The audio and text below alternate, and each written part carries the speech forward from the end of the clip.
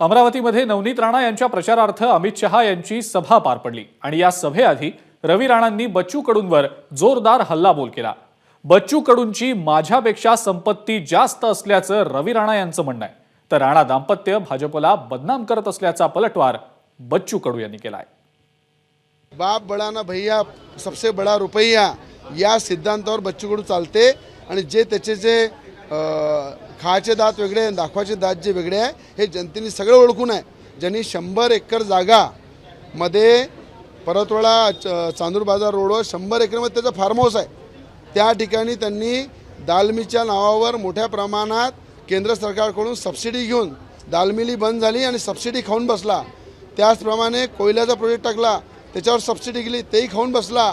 आणि ज्या ज्या गावामध्ये बच्चू कडूच्या प्रॉपर्टी आहे, ज्या ज्या जिल्ह्यामध्ये त्या जिल्ह्यामध्ये त्याचा परिवार आहे, तो मी नंतर सांगेल।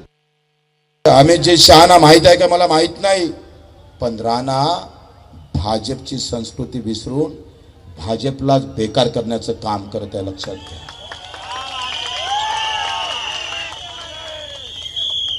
या राणामुळे आम्ही पाहतो अवघ्या महाराष्ट्रामध्ये कालचं जे प्रकरण झालं ना, याचे परिणाम पुऱ्या महाराष्ट्रात उमटल्याशिवाय राहणार नाही।